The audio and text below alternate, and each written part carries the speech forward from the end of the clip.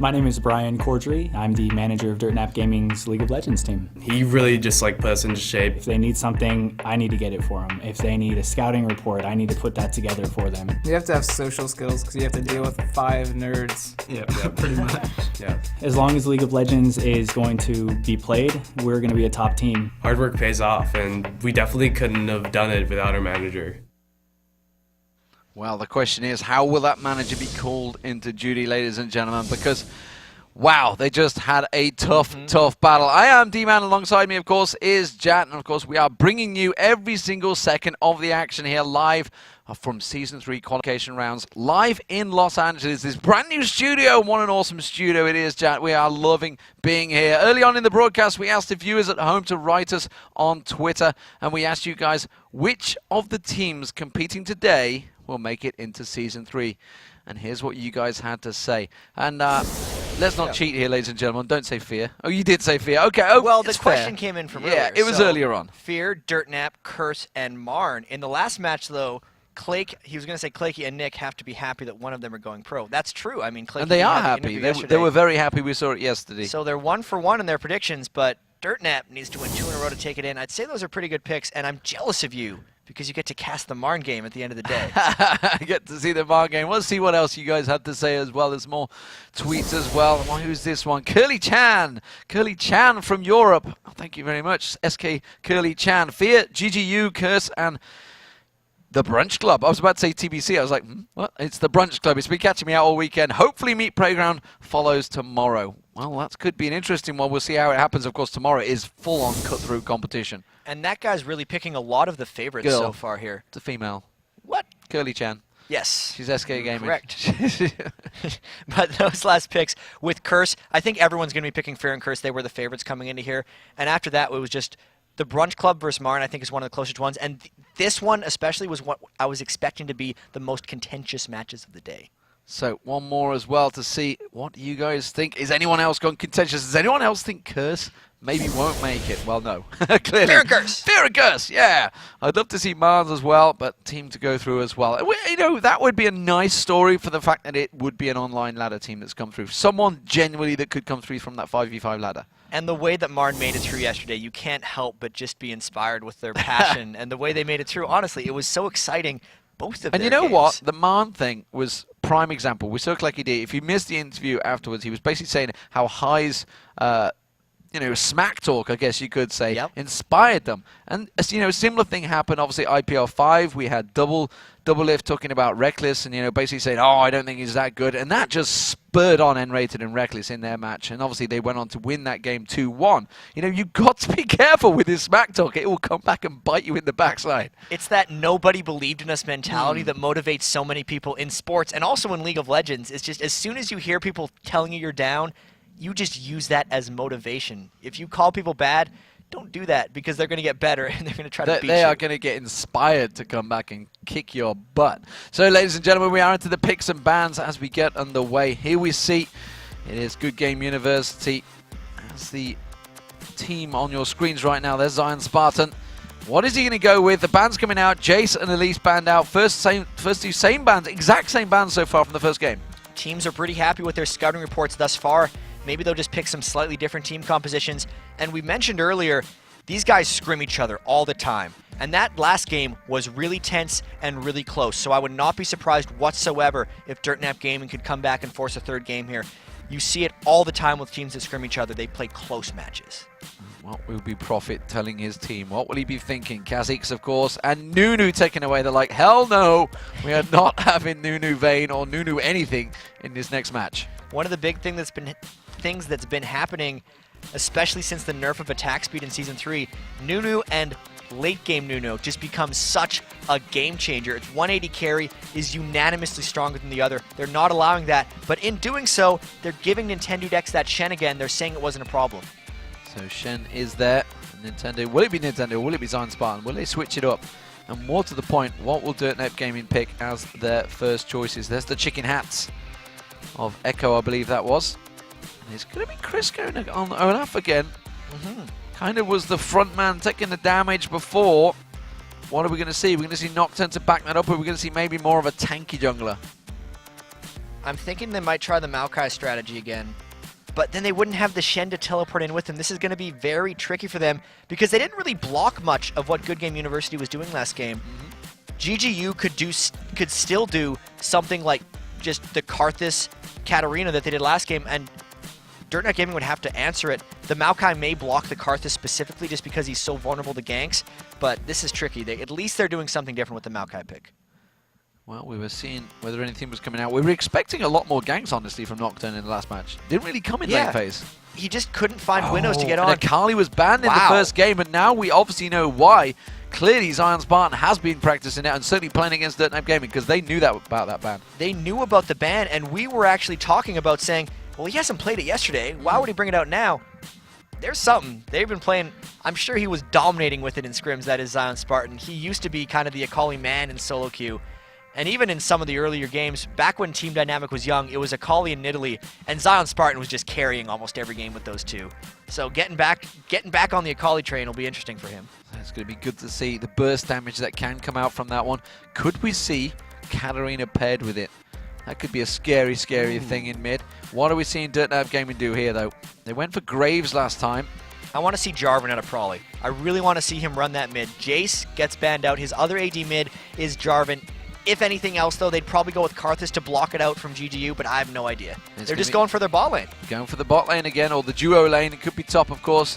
It's going to be Graves and Sona. And you remember, they started out 2-0 in turrets. They started out much better. They had a really good start to the game. They just couldn't follow it through. And there is going to be Don't Match Me on Ezreal locking that in alongside Lulu. What will the AP be? Or could be AD? It could be AD. That's a top lane. Oh, it's going to be mid. That's a top lane Akali for sure. There's no way Zion Spartan's not playing Akali, so this is definitely the mid. Karthus is very dangerous to pick against a Maokai, but they had a lot of success with it last game. I don't know, actually, what Shifter is going to go with here. We heard from their manager, though, he plays everything. They were amazed when they were looking for an AP mid that this guy did not have a team because they said he's amazing, he's so versatile. He's drawing Ziggs bans already. His Karthus has also been amazing. He's only played 2 things in this tournament, but we know his roster is much larger. Yeah, and 2 of those games were Ziggs, which is why we're seeing the bans coming through.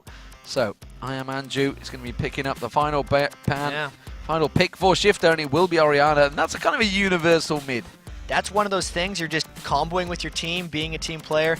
They have the double ball in a sense, giant Lulu with the Orianna ball on top of them. They can knock up and then suck in, or suck in and then knock up with a comboed ultimates if they get Shen in there at the right situation, or even Akali. So very area focused. DirtNet Gaming is going to have to spread out to avoid that type of area effect damage. So the final pick coming out for DirtNet Gaming. What are they going to do to counter Orianna in the middle? Well, of course, Gale. Nice. We've not seen her all weekend because half the time she's been banned or half the time just hasn't been picked. Yeah, we saw a player from Pulse, Kenneth, play it. I believe, yeah, they'll still be playing later today. Will they? Pulse are out. Pulse is out. But it was good. And we've seen a lot of it in the OGN in Korea. All the teams that play it, they go Nashor's Tooth and then Liandry's Torment with Sorcerer Shoes because the E area of effect damage procs Liandry, so that's going to be awesome. Wow. Okay, let's see how this is going to lay out between you guys. What teams are we expecting? What are we expecting when it comes to a team fight? Once again, DirtNap Gaming, it's going to be all about Prawley. He's going to be trying to do the most damage is going to be initiated by JD Wu. I worry that they're not going to have enough damage to take people out. Good Game University is Zion Spartan and the support they can supply to him. They're going to try to get everyone low, and he's going to come in and clean up and just flank around the backsides of team fights and get in there. Hit them resets. That's what they want. And Chris, of course, this time on Olaf, he's going to be against that Akali. How do you balance that one out? Olaf against Akali is tough for Akali. 9 health potions, 2 wards, most likely to start. Really just going to try to survive the lane. They might try a 1v2 lane swap because they did pick the Lulu, but Lulu Ez versus Graves Sona is like, neither of those guys have a huge edge in the 1v2. I I'm not sure I'd want a 2v1 on Akali at all. No, not at all.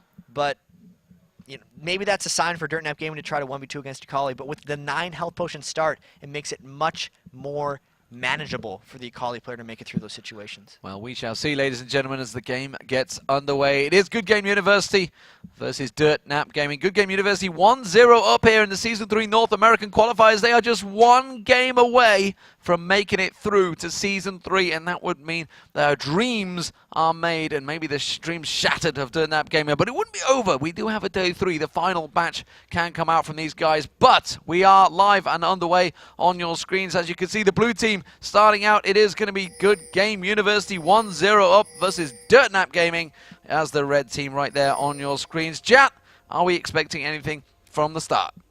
There is a hard ping going down by Dirtnap Gaming where the initial kind of Wraith Brush ward would be, but they're not all rushing there as 5. Looks like defensive formations once again. Everywhere they're pinging is kind of where they might expect to ward or see a member come, but neither of these teams are looking for aggression.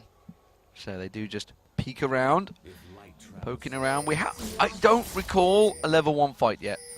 There has been a couple picks at level 1. A few people have been able to get kills. There was Azure did some really sneaky things with the delayed invades, especially in a couple games. But aside from these guys, it's been cautiousness and a lot of wards. So cautiousness seems to be the aim of the game, and we're also seeing potential lane swaps already. Although Don't Mash Me, Echo has just gone back. In fact, they're switching. They're switching it around. I think that Dirtnap Gaming expecting a lane swap here. And then they're like, oh no, Akali's actually top. Okay, Olaf, you might as well go back up top. So you can see immediately Sona and Echo, which is Prophet and Echo, heading back down the bottom now. They were at the top. All the wards giving them all the information they could possibly need. Really, I don't know why Zion Spartan would have walked so far out, really just gave away free information for Dirtnap Gaming, really allowing them to pick their poison with exactly how they wanted to go in for these fights. As you can see, are they going to possibly go in for the Wraiths? Shifter's going to pick that up. Zion Spartan is actually going to take the Wolves away on his own. You can see Zion Spartan. So that's going to give him a possible level advantage that maybe he will require going in towards that top lane. It's going to be good for him. I mean, a lot of these guys have been taking the early jungle just to give them slight edges in the lane. I'm surprised that Prawley and Chris didn't do the same thing with the Wraiths on their side of the jungle. They just kind of granted that advantage for Zion Spartan. He did have to burn through 2 of his 9 health potions to get there, but we'll see if it's worth it for him. And we do see Chris coming up, missing out on the first CS. He doesn't want to hit this. He doesn't want to push the wave too heavily. He's well aware that Zion Spartan's going to come in. He puts the axe straight to his face. Missed the axe, actually, I think he did there. Pretty a little bit too close. Zion Spartan kind of just stopped, expecting it. A little bit tricky, especially if Zion Spartan hits level 2 in that lane. So we see down the bottom lane. Let's take us through this one. It is going to be Ezreal and Lulu, the 2 pokes versus the 2 pokes of, as you see, Graves and Sona. Pokey supports. This could end up being very, very aggressive. If Dirtnap Gaming can keep their mana up and sustain, they'll be slightly advantaged in that lane, mainly because Echo is so comfortable on Graves. Well, Shifter taken down very low in that mid lane, now down the bottom as well. We also see Graves getting taken down very low. Echo in all sorts of trouble. Orianna was in trouble. He's just had to chug through the health bots. You can see the damage already that Prolly, I mean, this is Kayle versus Kalthus, Kayle versus Orianna, sorry. It's not a battle we see often, and we're also seeing the junglers, both junglers, sitting pretty in this top lane. They're looking for a bit of a counter gank. I believe they know Nintendude's there, but they don't know about JD Wu, so this could work. Nintendude smelled it, though. His spidey sense was checking. He's like, there's no way Chris would have done that. I was probably an award. Yeah. Just say no way in hell. I'm going to back away from this one. So, lots of health pots burnt across the board. But look at the items again. Exactly the same thing for Dirtnap Gaming. You know, the theory crafting manager that has to coordinate for all of them is probably boot camped and said, you know what? We're all going Crystalline Flask because we think it's the right call. Didn't quite work out for them last game, but they're going with it 2 games in a row. Well, it kind of did. They started off well. They started off so much better, actually, than Good Game University. But I think Good Game University team comp just kind of kicked in. Well, it was pretty close through the majority of it. Like, the laning phase, it definitely didn't lose them the game. It just didn't win them anything. They weren't crushing lanes. They took the 2 turrets early with the shoving, but then it just kind of fell off after that. So, Shifter currently, let's look towards his mid lane. He's actually winning his CS. Probably went a bit more aggressive early on. Obviously, if he does land that Q, follows it up with the E, he can do a lot of damage bursting him down. Like you mentioned, he's kind of like the flavor of the month in Korea, the Leandris picks. it's going to be, I think, a bit more than a flavor of the month. This is legitimately hard to deal with in mid lane. You max the Q on Kayle, it is just a huge heap of damage. Shifter having to burn through almost all his health potions right away. Keeping up in minion kills, but that's mainly because he has it shoved. Probably going to be quite a force in this game if I had to guess. As we see down the bottom again, Echo 28 CS currently to domination compared to 19 of Echo, so domination doing a fantastic job of keeping Echo back and pinned away. Nintendo Dex now looking down the bottom. We also see JD Wu looking in towards the mid. It looks like JD Wu's going to show his hand first, though. It is going to be JD Wu. Flash straight in. Twisted Tree advance, so Twisted Tree line. He's going to throw a whole map at him. He just didn't quite manage to land it, though. He couldn't quite get in range without having to burn his flash. That's not how you want to gank with Maokai. You want to burn the flash with your first Twisted Advance, and then flash Twisted Advance for your second gank. That's really how Maokai normally punishes mid. So now if Shifter can stay far enough back that he can stay out of Twisted Advance range, he should be safe from the Maokai assault. Keeps himself safe distance away. How's it working out in this top lane? 33 CS to 16. And, well, Zion Spartan's starting to actually dominate this lane a little bit here with Chris. A lot of it had to do with the wolves he took at the start of the game. He's hit level 2 first. He's never giving up that experience advantage. The two junglers came up at the same time to make it that the ganks did affect the lane. Echo went for a flash. Echo couldn't quite land the bookshot. Anjo also flashed it out. They both flashed the exact same time down the bottom lane. Still no first blood. That is going to be a very pokey-aggressive bottom lane. I mean, even at level 2, they managed to burn the barrier from Echo, and then just right now, they managed to burn the flash of Anjo, so they're really going at it in the bot lane, and it's evening out in the minion kills with the way they're fighting back and forth. Nintendo Dex making a venture in towards the top lane. He's going to pass straight over a ward there, but Chris is a long way out. Which route will he choose to back away from this one? I think he's just going to pass straight by. Nintendo Dex kind of realizing it already, and he's just going to back away. He's saying, yep, there's probably a ward in this bush. I am going to stick around and just cause myself to be a problem. Chris is actually going to go up and just basically smack him in the face. And Nintendo being up there wasn't the worst thing. It essentially meant that Chris had to watch all his minions die without getting experience up in that top lane. The lane's not going to be frozen for that much longer, but since Zion Spartan is 6 and Chris is 5, he's charging up those shadow dashes, and he might look to get aggressive pretty shortly. You can see he's slowly picking it away. He does have the help of JD Wu. I think they're preempting this maybe. The fact is like, well, this guy's hit 6 before me. JD Wu's going to try to get into that bush unseen. He has managed to sneak in there. He's going to bait it out here. Chris is just going to keep poking. Here he goes free. He manages to take the bite. He does twist an advance on towards him, but they both backed away from this one. They were trying to bait out. I think the ultimate coming from Shenmue is not enough. Chris, he got caught out by the ignite. JD Wu, not too sure if he's got enough to finish us off. Throws out the sapling, he gets the dash, gets away, gets the twisted advance back onto him. Is it going to be enough? The knock on there. JD Wu does take it down. Really trying to be sneaky, Zion Spartan was, but the sapling actually found him after he dashed to a creep to keep him just safe.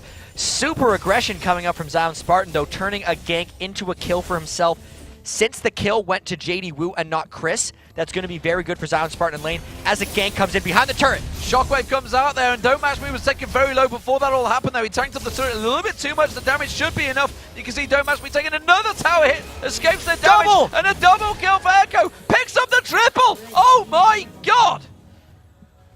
Absolutely, oh my god, they dove. Everyone just gets executed by the turrets. Echo and Prophet just dealing with adverse circumstances. They thought Shifter coming around the side would be enough. They got a little overzealous. That's one of those things where you plan something for so long or you animate it all the way around the back that you want it to work. And once it kind of doesn't work, you're like, okay, we lost one. Let's just try to finish him off. And then you lose the other two, and it's a triple kill. Just completely turned around. And you can't underestimate how much that crescendo from Prophet helped that fight. There's no question they played that almost as perfectly as they could. I'd say the barrier from Echo probably caught them off guard. So often you'll see people take heal because it's just generally better. It heals both of you. It's actual health. It's not just a temporary 2-second shield, but you bait much better with barrier, and that's what got them the triple kill. Chris still unsure on that top lane, of course, against Zion Spartan. He's got Nintendo Dex and Shifter here. Nintendo could take a straight path north here in towards Zion Chris's territory, but he's going to choose to continue his pass, and Ping goes down. He's like, well, I got one here and I got a jungler at the top. How's about you come and help me up the top here? They're well aware of the fact that JD Wu has snuck in there. Or is he? No, they don't know he's there. Seem to be... He's going to dive in. He's going to get a twisted advance straight away. Went too close to the bush there, but here comes Stan United. Is it going to be enough? They're going to turn it around. Zion Spartan tries to dive in. He can't manage to quite hit the target, and Chris should be able to take Zion Spartan down before he goes into this one, and immediately Nintendo was backing away. I'm surprised Nintendo X bailed out so quickly considering they planned the ultimate in. Those guys were pretty low, and Nintendo was at absolutely full health. Maybe a questionable decision, but he really bailed on Zion Spartan there. It could have been smart. Now, though, since he's stuck in the tower, probably was trying to sneak by. Did get seen by that ward, though, so Nintendo's back in the way. Did get seen. Thought about stacking up on the turret, and actually that will have gained, finally, I think, the level advantage. No, still hasn't, but he should do in this next creep wave to get that advantage back on towards Zion Spartan to level off the playing field. Meanwhile, in the middle, let's have a look at these two. 59 to 69 CS between the two. How are you seeing this one starting to pan out? Bearing in mind, we've just seen that horrendous death by Soul Shifter down the bottom. He lost a little bit of his lane tying when he went for there. When he went for that kill, probably was able to pick up minion kills. This Kale gets even crazier once the Nasher's Tooth is completed, especially once they get some magic penetration, so probably not quite at the point where he can just land one Q and just beast someone. Right now, he's still in the farming phase, so we're not seeing much action in mid. So he probably continues that farming session. 78 to 62. Shifter does have his ultimate available. So there was the issue I was finding when Oriana's in the game. It's very hard to catch him. When he's going to do a kill, it happens very, very quickly. And that shockwave comes out, which is why it makes it a little bit harder for our cameraman, of course. JD Wu picking up the red buff there on his own jungle. Nothing crazy coming out. Shifter is taking a bit of damage from that attack ball.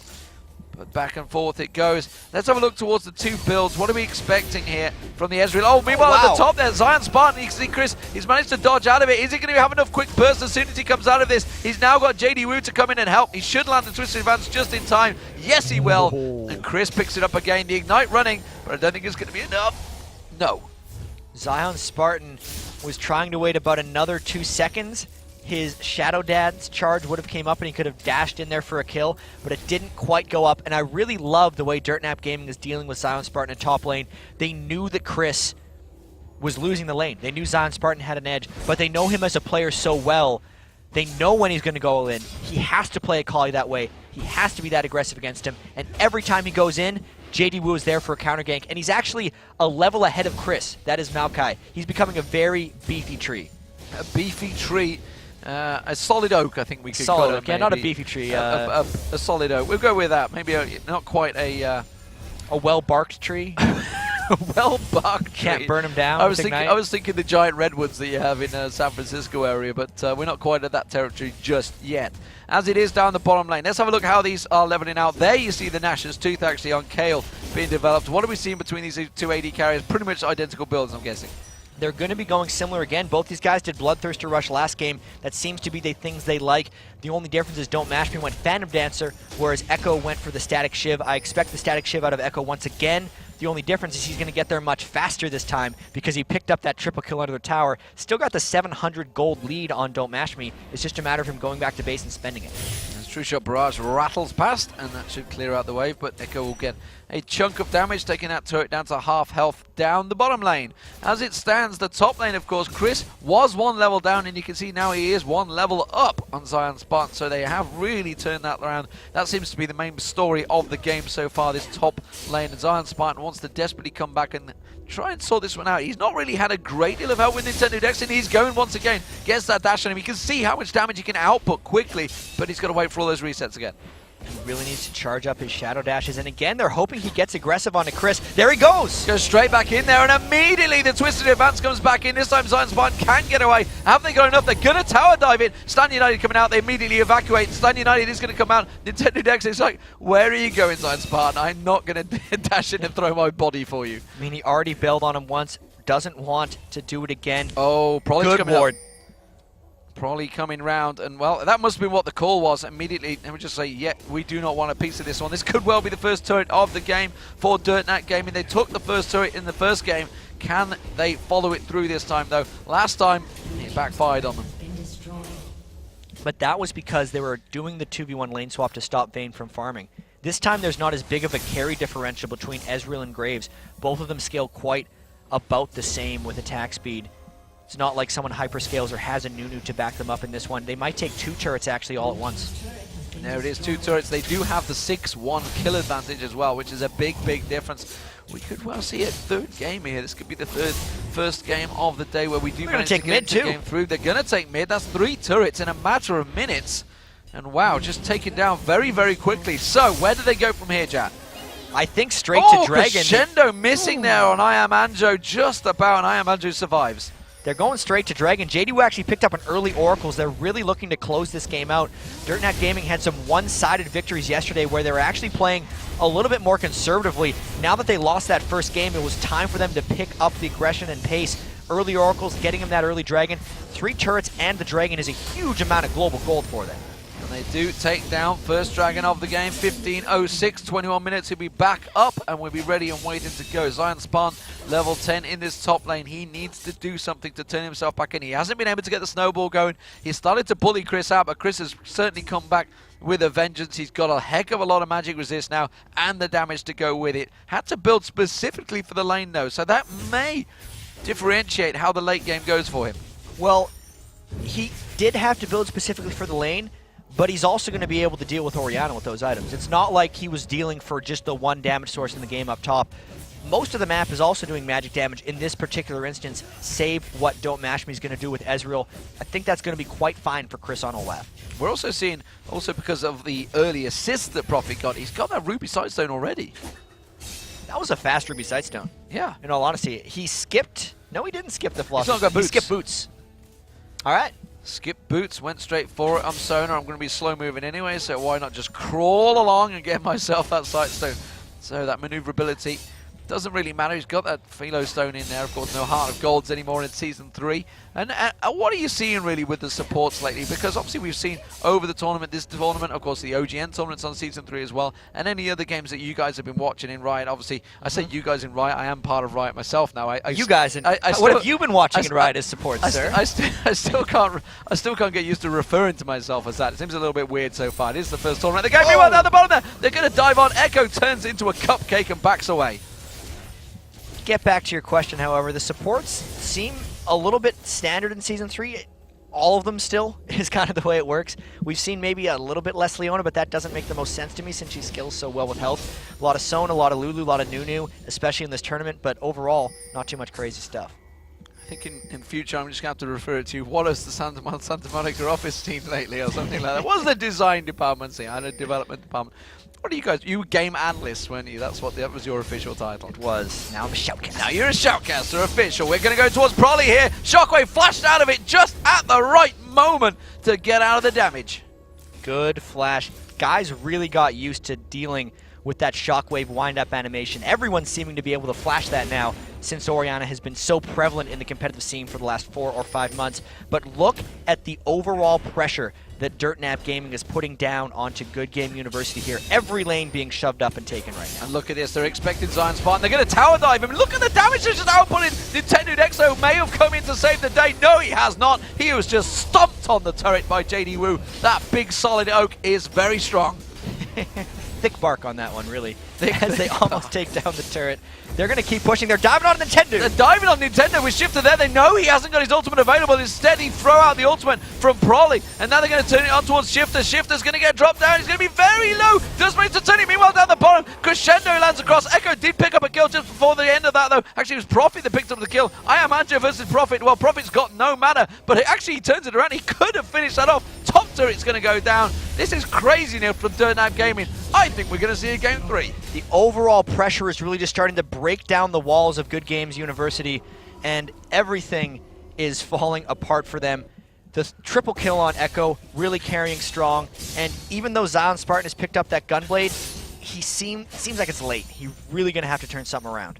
He is desperately going to try and pick something up, despite the fact he was so strong early on. He's got to be thinking, what has gone wrong with my lane in this game? Because he had everything, but he's just been baited time after time, and JD Wu has been there ready and waiting. And this is one of the times where, do you leave your top lane on an island? Do you go and help him out? JD Wu went to help out Chris, and it has certainly worked out well. Going in at the right circumstances. A lot of times it's bad to gank someone who's losing a lane badly, but if you pull it off right, it can pay dividends. He was allowed to do that because of the triple kill that Echo picked up bottom lane. Normally, if JD Wu was ganking up top. Oh, they're going to engage in the jungle. They're going towards Imagine. That's a really, really deep twisted advance. He didn't want a part of that. He flashed in towards the turret. He's like, whoop, back away from that one. Echo has picked up that static shiv though, so he is a long way ahead currently. Actually, we're seeing the Avarice Blade as well on towards Don't Mash Me. He's slowly trying to get up that static shiv as well.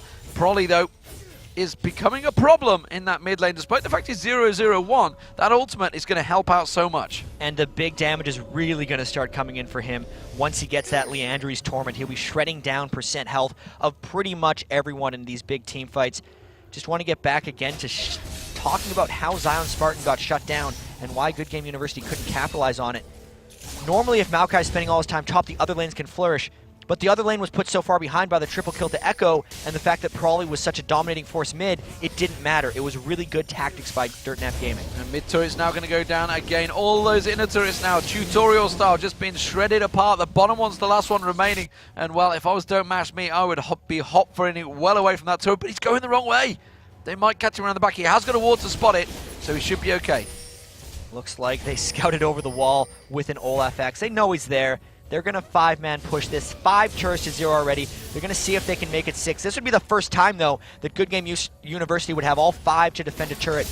If they're going to fight somewhere, you'd think they'd try to fight there.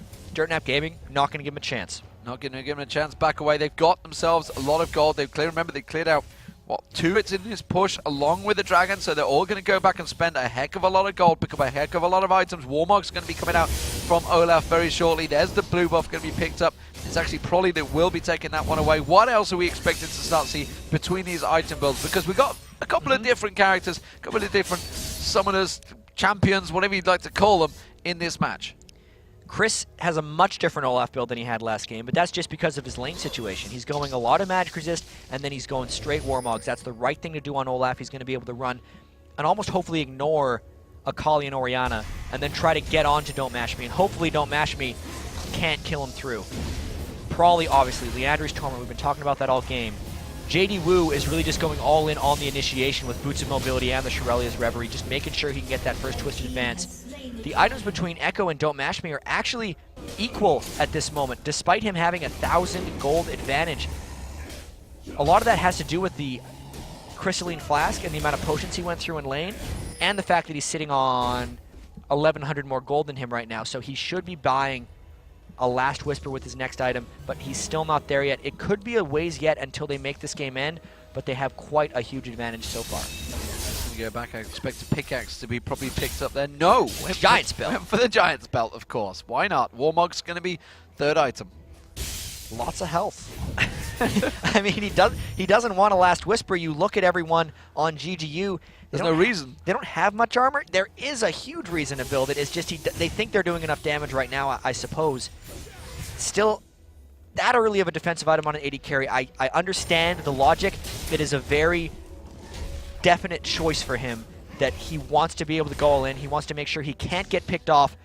It's Akali that he's worried about, actually. He's making sure Akali can't assassinate him. They're making sure everyone gets enough tankiness that they can kill Zion Spartan before he gets resets. That has to be it. Yeah, probably with the Giant's Belt as well. They're all making sure they get them belts. It's the end thing. They've seen the Koreans do it. Why not follow?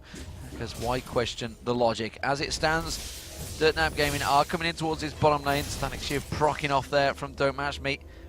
Builds up that 100 CS. Zion Spartan is a long way off. It's 4v5. 4v5 down the bottom lane. There's the Shirelia's Reverie used. They're going to pop on. Andrew's going to get destroyed where he stands there. The big giant root tree manages to catch on to him. Chris has gone deep. The rest of his team are not replying. They've just burnt all their abilities. Shockwave lands. They does manage to get out. They're going to take Chris down. Probably comes back around. Their Nintendo Nexus deleted. Just advance back up. And there goes Shifter as well. Taken straight down. One for 3 there. And that was actually a little bit sloppy by Chris. It seemed like it, but that was really the only way he was going to get GGU to stick around. Because they got the 1 kill in a turret for sure. Oh, and then when he presented himself, oh no! Why did you come back? Zion Spartan, though, could come in. He might be able to pick up 2 if he gets his lucky right on towards Prolly. He does get Prolly down, tries to get the reset, cannot get JD Wu. And the health too strong. That giant oak cannot get taken down. I'm not saying that was worth it. They lost 2 for 1. I was trying to think whether Zion Spartan getting that 1 kill would have been enough. Not at all. No. 14-4. 9,000 gold, really coming back strong in this game. They are tanking up. Double Warmogs already. Aegis completed onto JDU. Everyone building red elixirs as well. Really just making themselves as barky as possible. As barky That's as not possible. a good verb. It's not even a verb. It's just, I don't know what that is, but it is going to be, we're going to be barking mad. That's what we're going to be. There we go. All right. Maybe, I don't know. We'll go with that one. DirtNap Gaming, though, they are looking strong in this one. 14-4 the current score, and 29.7k to 39.2k. DirtNap Gaming looking like they could well take game 2. Of course, GGU, you can see it right there on your screens. They are 1-0 up. Good Game University, formerly Team Dynamic. You guys might recognize some of these names. Nintendo Dex and Zion Spartan. Certainly shift a very new face in there. Don't match me. He's been around the scene for a long time. I am Andrew, very new to the scene. But DirtNap Gaming are the superstars of this match currently. Well, JDU has been making things happen. 306, which is surprising on Maokai. Normally Maokai's the guy who dives in, starts a fight, and then dies, but he's been going in enough good situations that he is safe. They just cleared out. Ezreal's going to scout them here. They're going to try to pile in and stop this. They might peel the fight knowing that they have vision given. Well, they have half the health down of the Baron. It's about 3/4 now. They're going to switch around. You can see Crescendo is ready and waiting for a profit there. They have got the Baron now. They can turn and burn. They do get caught in the shockwave, but it doesn't matter because Chris is just coming through with Ragnarok. They've called the back away. And, well, that's a wise call. Chris was completely out of mana after that. A couple of them were a little bit low. They know they have the game in hand if they just fight with the Baron buff and mana. They know they have huge amounts of gold from that Baron buff. Everyone's going to be safe. They complete their 3rd Warmog's armor on the team. They're going to push up mid. GGU took that turret down. First of the game. Not going to be enough, I don't think, though. Oracle picked up by Prophet, so we'll see what he can see. And there's been a Prophet. I'm guessing that's quite a lot. Blue buff being picked up by Don't Mash Me this time, actually. Didn't choose to give that to Zion Spartan. They preferred to keep it on Don't Mash Me. They thought they might go for the cooldowns on Zion, but obviously not. Ezreal really needs to be able to get away from the diving JDU and Chris in the next team fight. All the other turrets being taken down, so inhibitor turret's always the most difficult for these guys to go through, but because they have triple Warmogs and that kill ult, giving them 2.5 seconds of invulnerability until he gets that last rank in it. They're going to try to find another window, hopefully where it's a 4v5. Maybe GGU will make that mistake again, even if they just 5v5 on a turret.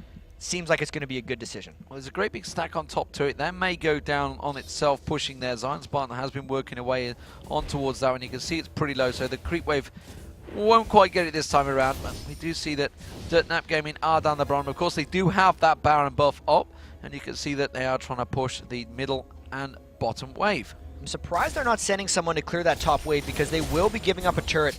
That means they're really looking to push really soon. They're so just as tanking soon as they'll see a window, they're going to be going in knowing that that wave top is getting probably a turret. Yeah, you can see it here they come.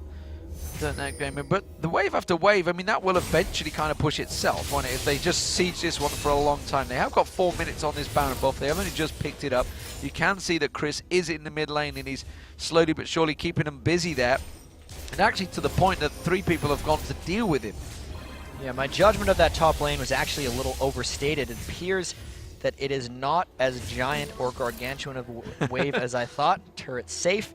DirtNap Gaming is better than I am. It's the at gold managing farming creep player waves. in you. You're like, oh my god, all this gold's being wasted. Oh, it's so satisfying to creep with that luxury. Yeah. They want the fight so badly. They're going to find their window. I'm thinking, especially in mid, they might want to dive in on this wave. Echo is so tuned to getting out of that Nintendo's.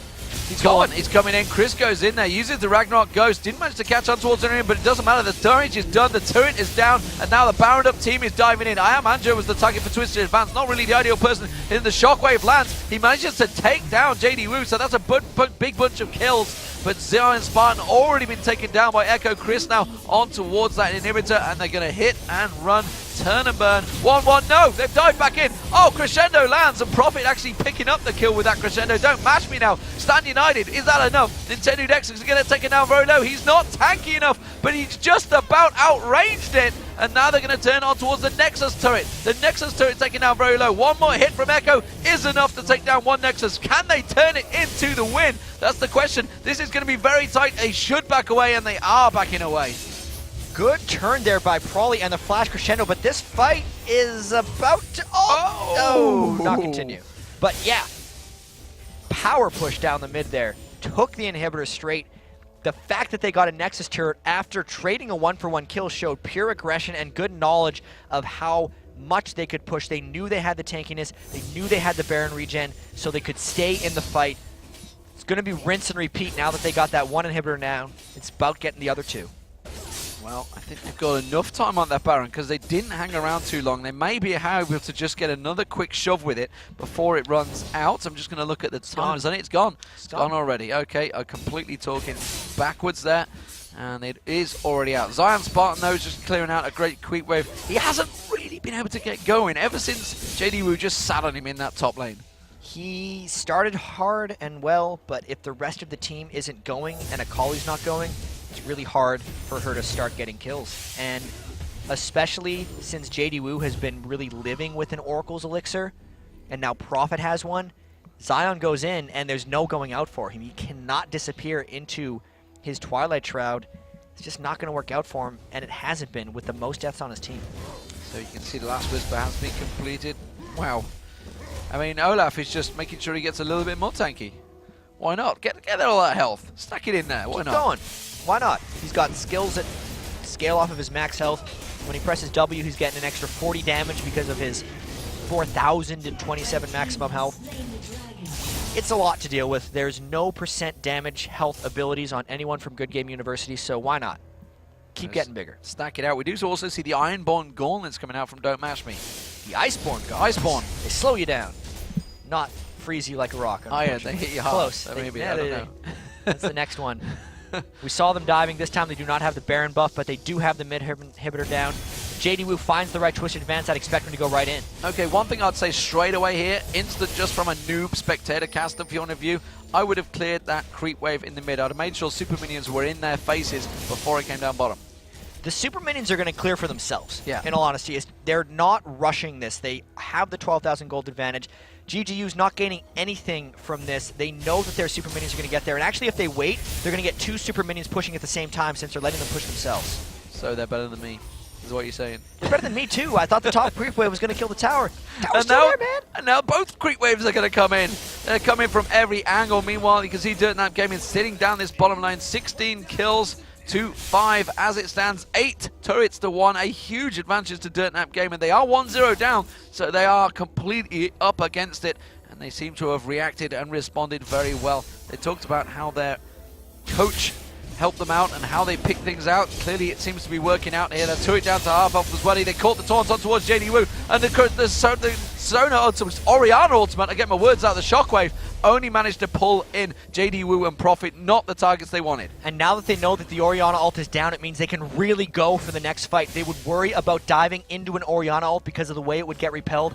But since it is down, the turret is low as well, they might get the inhibitor or a fight right as his creep wave arrives. We just saw Zion Spartan there having to defend against the super minions. He's just off in the top corner of the screen, but it doesn't matter because they're going to go in here. That is going to be the turret going down. Nintendo Dex was the target. Don't Mash Me is now the target. He's going to get dropped. Twisted advance from JDWoo. Finally goes down to Echo. Now they're going to turn on towards Nintendo Dex. He's going to back away. I Am Andrew taken down very low as well. He's going to get dropped. It's a double kill for Echo. It's going to be the inhibitor turret. The minions are going to keep pushing on through. Zion Spartan is still just above them. They may be able to collapse onto him.